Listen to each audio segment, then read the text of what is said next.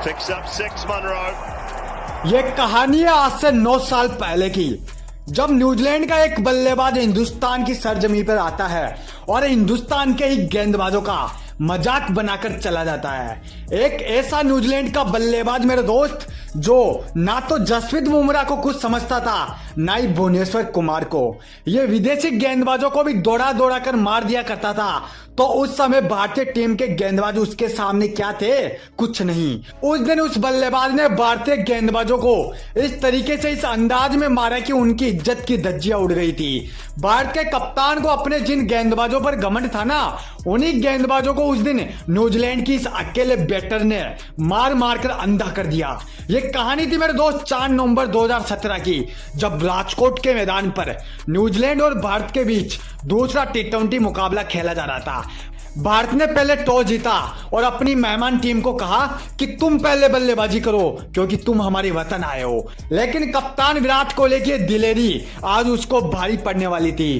Toss जीतकर पहले गेंदबाजी करने का फैसला गलत साबित होने वाला था। न्यूजीलैंड के कप्तान ने दूसरे कप्तान के फैसले का स्वागत किया और अपने उन 2 बल्लेबाजों को मैदान पर उतार दिया जिनसे दुनिया के तमाम बॉलरों के पैर कांपा करते थे, जिन्होंने पता नहीं कितने गेंदबाजों का करियर परमानेंटली खत्म कर दिया। वो दोनों बल्लेबाज ऐसे बल्लेबाज है जो क्रिकेट नहीं खेलते बल्कि क्रिकेट के साथ खिलवाड़ करते हैं। उनको केवल काउंटर अटैक करना आता है। उन बल्लेबाजों के सामने क्या रोहित शर्मा, क्या विराट कोहली, वो किसी को कुछ नहीं समझता था। मार्टिन गप्टिल और कॉलिन मुनरो दोनों ने शान से अपने अपने बल्ले उठाए और मैदान पर उतर गए आज हिंदुस्तान का खेल खत्म करने के लिए। कप्तान विराट ने पहले ओवर की जिम्मेदारी भुवनेश्वर कुमार को थमाई, लेकिन इसी ओवर में कॉलिन मुनरो ने भुवनेश्वर को नंगा कर दिया था।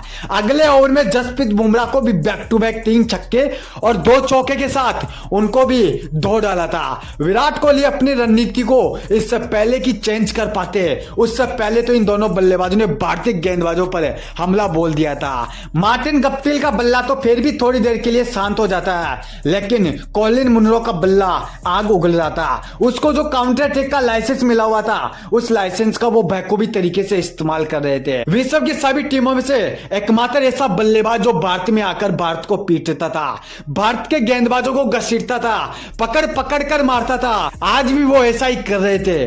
क्या जसप्रीत बुमराह, क्या भुवनेश्वर कुमार, क्या हार्दिक पांड्या, क्या अक्षर पटेल, इन सभी गेंदबाजों को वो बख्श नहीं रहे थे। विराट की रणनीतियां फेल हो चुकी थी, धोनी के दिमाग पर जंग लग चुकी थी, रोहित शर्मा के पैर कांपने लगे थे।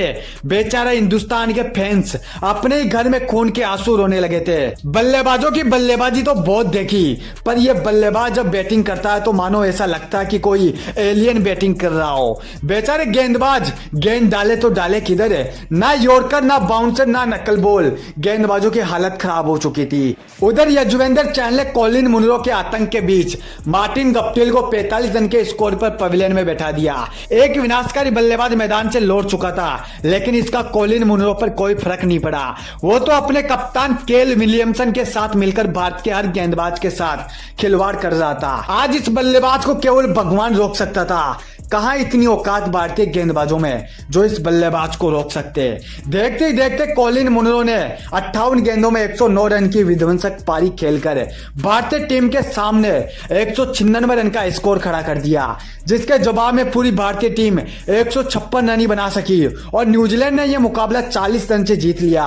मेरे भाई, मैं एक भारतीय हूं और अपने सभी गेंदबाजों का सम्मान भी करता हूं, पर जो सच है ना वो सच ही रहेगा। कॉलिन मुनरो ने कभी भी भारतीय टीम के गेंदबाजों को बख्शा नहीं है। जब जब इस बल्लेबाज का सामना भारतीय टीम से हुआ ना, तब इसी तरीके से कॉलिन मुनरो ने उनकी धुलाई की है। इस अकेले बल्लेबाज के दम पर पता नहीं न्यूजीलैंड कितनी ही बार क्रिकेट का बॉस भी बन चुका है। आज भले इस बल्लेबाज ने क्रिकेट को अलविदा कह दिया, पर इसके जो किस्से कहानियां है ना मेरे भाई, वो क्रिकेट के इतिहास में विराट कोहली और रोहित शर्मा से पहले लिए जाएंगे।